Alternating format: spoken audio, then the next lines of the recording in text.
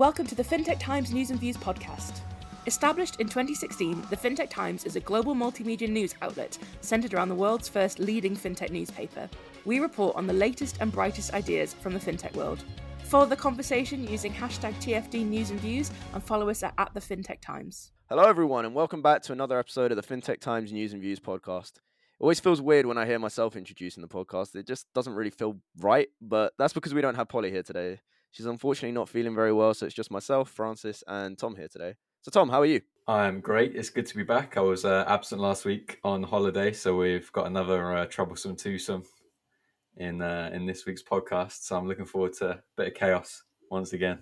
We do indeed. But, I mean, it should be an interesting talk. We've got some good topics of conversation today. What are you bringing to the table? Today I'm talking about a business coalition which is urging the UK government to speed up its smart data reforms. Very nice. And today I'm going to be talking about Mastercard's recent announcement in the US and how it's banned the use of debit cards to complete cannabis purchases. So, do you want to go first? Yeah, happily. I feel like we've got a bit of a government and US Congress legislation special today, so should be an exciting one. But to start off, the business coalition is led by John Penrose MP, and essentially the coalition is urging the government to speed up its smart data reforms, which it says is going to make British exporters more competitive. It's going to stimulate investment in UK digital jobs, and it's going to help deliver better deals for consumers to help them cut the cost during rises in cost of living. So to give a quick overview, what smart data basically does is it enables consumers to safely share their data, like from their online groceries, energy, or bank accounts, with other rival firms to see if they can offer a better deal. As we know, in 2016, the Competition and Markets Authority mandated the UK's 9 largest current account providers to enable their customers to safely and securely share their banking data, which led to over 7 million regular users of open banking services.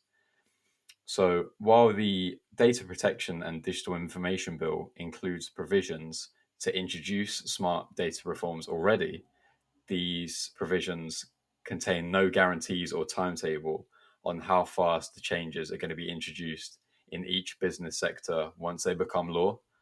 So what the problem is currently is that the coalition is worried that the UK could fall behind in this respect to other world regions, which are quickly catching up. You know, the UK is obviously seen as such a bit of a trailblazer in terms of open banking and open banking services. But regarding other areas like energy, like online groceries, it's just a case of, can the UK stay ahead in these respects? And if it continues, at its current pace, it's surely going to fall behind other regions. So the coalition contains quite a few reputable names, including NatWest, the Payments Association, Open Banking Excellence, as well as a couple of fintechs such as Ozone API and Icebreaker One.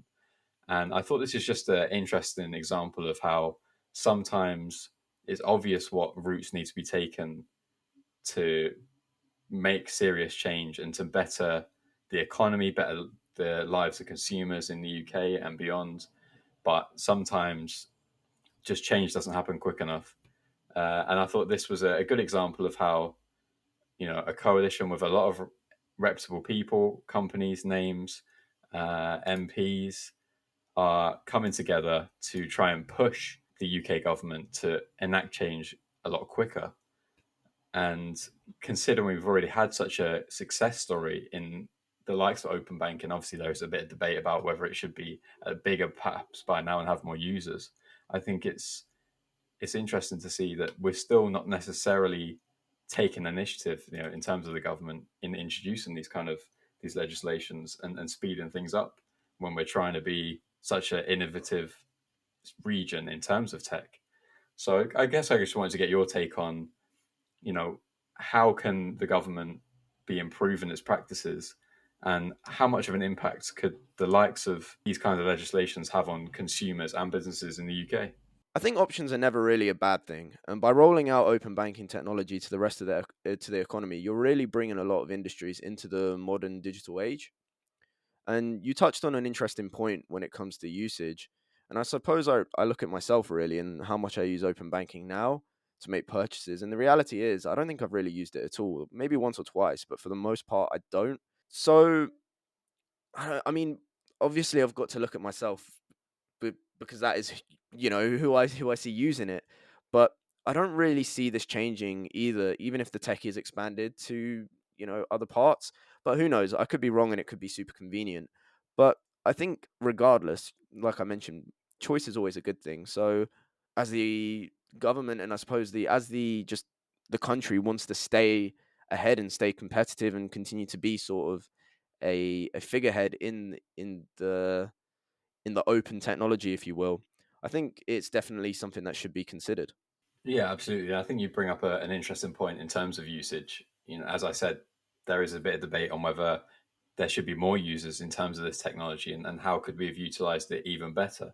I think we've had a good starting point, but there is definitely an argument to be made that there's areas in terms of open banking, especially, that haven't been utilized as well as they could have been. And I agree with you. Actually, I'm similar. Like I've definitely trialed a few like third party apps in terms of my banking and things, but I haven't actually engaged with something consistently. And it's more something I've just dipped into.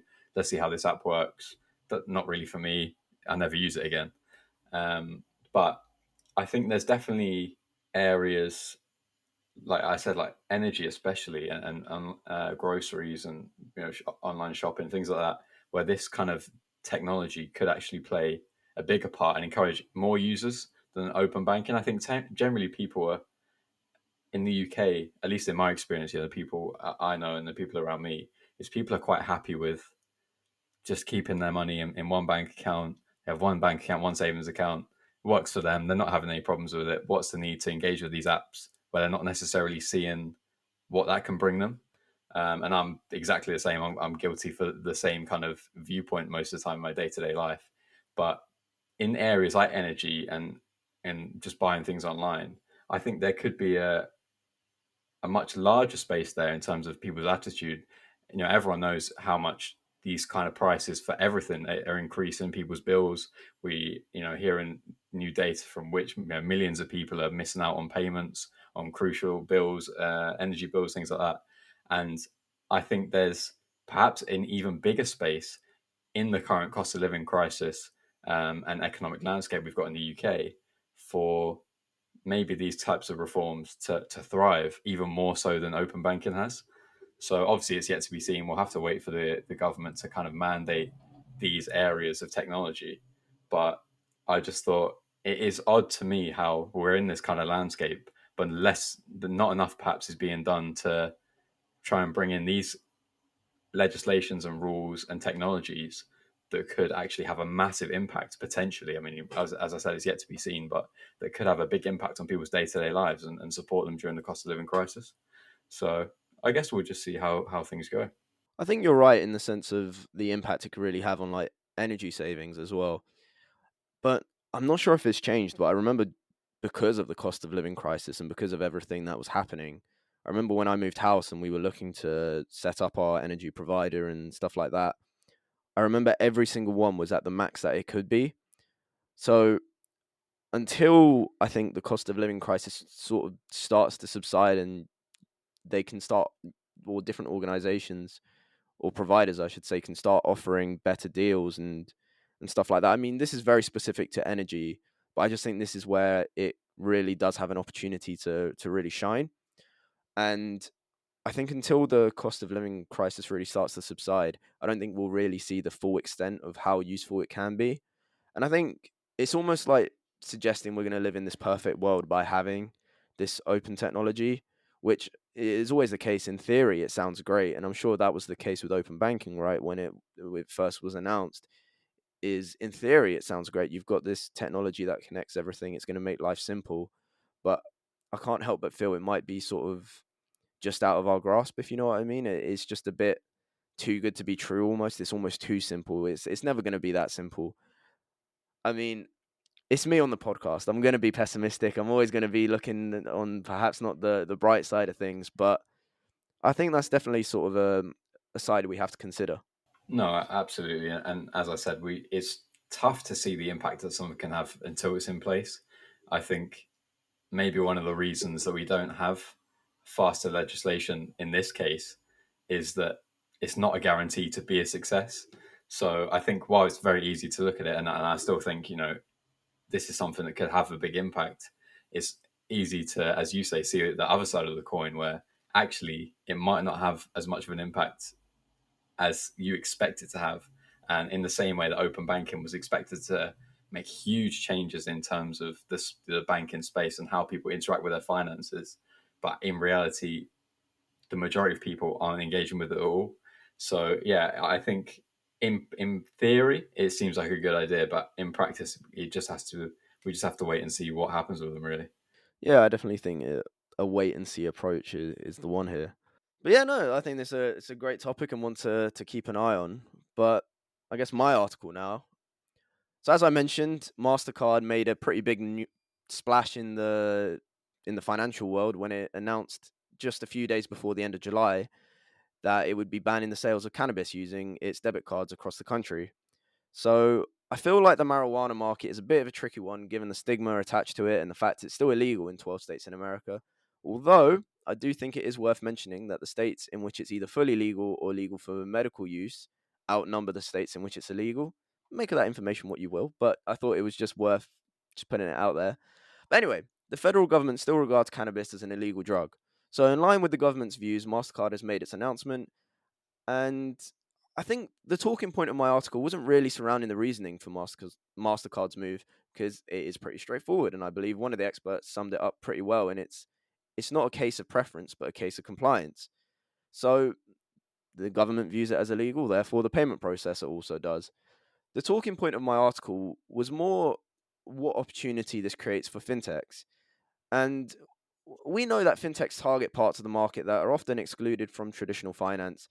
And I think the cannabis market really does fit that bill perfectly, right? The use of crypto, open banking, and other payment workarounds, I suppose, mean that the US market, or cannabis market, I should say, which is worth or was worth $13.2 billion in 2022, can continue to grow using digital payments. And personally, I think digital payments are a must. This, again, could just be me, but weirdly, I think the use of cash kind of adds to the stigma of payments being harder to trace. And maybe it's just because of shows that I've seen, like Line of Duty, where you see criminals counting copious amounts of cash. But I think fraud and I guess drug laundering usually has an image of cash associated with it. And as the legal market looks to break this stigma, I think it needs access to digital payments. And ultimately, it does play a big part in the country's economy because in the article, Curaleaf's CEO notes that it generated more than $3.7 billion in state tax in 2022. So, in that regard, I suppose I'd regard MasterCard's move as a little bit recessive almost. But I did think it was interesting that one of the experts suggested that this move may have been done to spark a fire under the market's constituents to try and drive change at the federal level, which, again, that opens up a completely different can of worms. But I wanted to hear your thoughts, really. Do you think fintechs can step up here, or is it a case of things need to change federally before we see any change in the market? Yeah, the unexpected thing that stood out to me first and foremost when I read your article on the story was that it's not Mastercard banning customers from buying cannabis from dispensaries, because in theory that was already the case. Like as you said, it's illegal at a federal level in the UK, so it's really just a case of Mastercard cracking down on the rule, and therefore the crux of this story, which is centered around cannabis, is just like another compliance story in disguise. Um, and the real problem is sort of the lack of clarity between the US federal rules and all of the states where people are allowed to buy it from licensed vendors, such as dispensaries. And I thought one of the comments from Brian Sinclair, who worked for the payment risk firm G2, he summed it up quite nicely. And it's the legality. He said the legality of cannabis has become a murky grey area for payment acquirers. There is an opportunity for the US federal government to provide greater clarity around the rules and regulations for cannabis transactions. And as you said, rather than damaging the growth of the cannabis market, it could actually have the opposite effect by bringing more publicity to these grey areas and forcing Congress to approach this head on and maybe make it easier for MasterCard, Visa, and likewise to engage in the market. So I guess to come full circle and answer your question on if this provides an opportunity to fintechs? My answer is maybe. Like, the reality is that an opportunity in this space like has existed for a long time now. Like, this has been the case. It's not a new rule that Mastercard have brought in. They're banning these sales using its debit cards. That's been the rule the entire time. Just people haven't necessarily been following the rules as they should. Um, but no fintechs or payment providers have really come in to dominate the space. And I guess because of the federal rules, that makes it really difficult. So I think we have to wait for federal change to occur first before this space can develop in terms of payments. And as we know, it can take a really long time to enact serious change in relation, especially to controversial topics like cannabis. They can take a long time to go through Congress and actually become genuine legislation and change legislation, which I'm really struggling to say for some reason right now. Um, but it's an interesting space. But I think in this case, almost similar to my story at the start of the podcast, is that the key issues are actually around waiting for government or Congress to enact change in order for the space to enable fintechs and third parties to engage with it and actually make genuine change. So I think you summed that really nicely in the article, and it's just a case of this seems like it's going to enact the fire that starts everything off and gets Congress talking about it and maybe changing it. But until that change actually takes place, I don't really see there being a serious opportunity for fintechs or payment providers or anyone in the space to seriously enact with it. This feels really weird that I'm about to be like the positive one and being like, no, I think it actually does create. Maybe Polly's right. Maybe I just go against whatever both of you guys say. I think so. Perhaps. But I think, well, maybe I do agree with you to a certain extent. I think when you think about crypto accessibility and open banking usage, I mean, your article, I mean, it works perfectly that we just discussed it. We spoke about the usage levels and how it isn't really that high. And especially in the US, I mean, the US, I believe, is sort of developing its use of open banking. And I think when customers, I think the easiest way to look at it is from other topics that we've discussed before, like cart abandonment. And it's when customers don't have their payment preferences, they sort of turn away and go, maybe it's not worth it. I don't really want to do this. And I think if you're not going to have the simple accessibility of using global, well known, large scale payment processors, which you'd use for your day to day shopping, I think you would be more inclined to turn away from a service like a vendor from the cannabis market purely because of its inconvenience. And I think although there is an option for crypto firms and open banking technology and other, like as was mentioned by NextPay in the article, other payment workarounds, the uptake to really see it happen, I think will only be really done by the diehard fans, if you will, rather than sort of the everyday consumer, purely because if it's not at your fingertips, you might not really feel the need to do it. And I think ultimately you are right. I think the move it is going to spark a change or a talk at least at Congress at a federal level.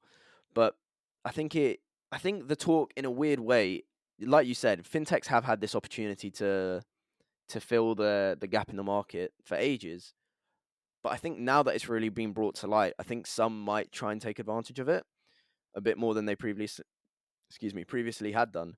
So regardless, I think in sort of a weird way, both articles are going to end with a wait and see. I don't think we can really sort of give a definitive answer yet until change happens, but I think it's definitely a market to keep an eye on, especially as the article highlights. It really is an up and coming one.